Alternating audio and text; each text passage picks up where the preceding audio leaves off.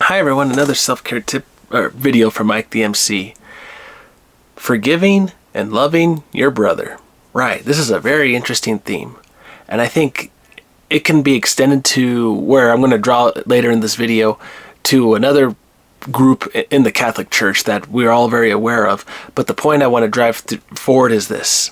If you want to be a good Samaritan, just remember that if you're going to love the outcast, you have to stand up against other people that may not agree with you, because you're helping somebody that was always on technically the wrong side of life, but the Good Samaritan took the time to take care of the poor person on the road.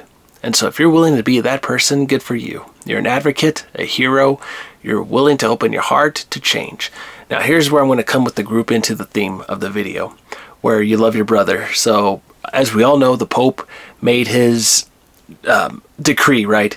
All those bishops, right, they are in trouble, and anyone who follows the SSPX will have to have their intentions questioned about who they support.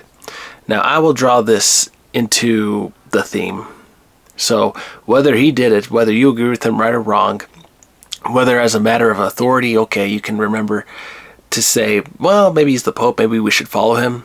At the end of the day, if you're going to forgive, you're going to have to also forgive your enemy.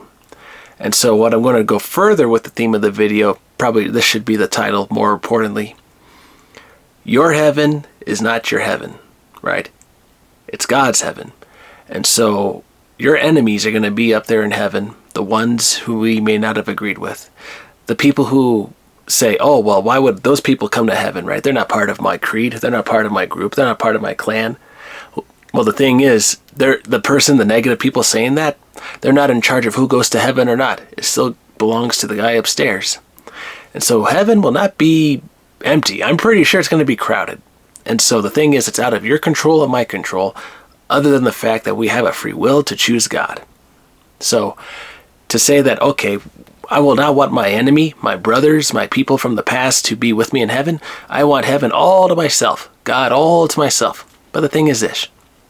If you're going to have heaven for yourself in a selfish motive, you have forgotten how open creation is, what the Creator has done for all humanity.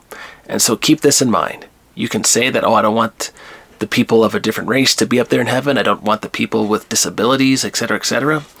And just stopping it right there, just so you capture the point that I'm trying to bring up.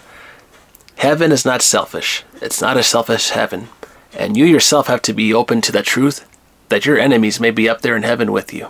It could be crazy to think about, but it can also open your heart to recognize, okay, guy upstairs is still in charge. Forgive, move forward. Forgive and love.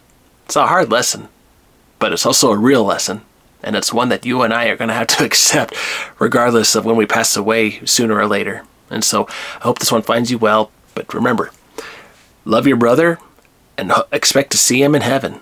It's going to be interesting to see what we're about to find out. All right, everyone. Hope this one finds you well. Take care. Have a good one.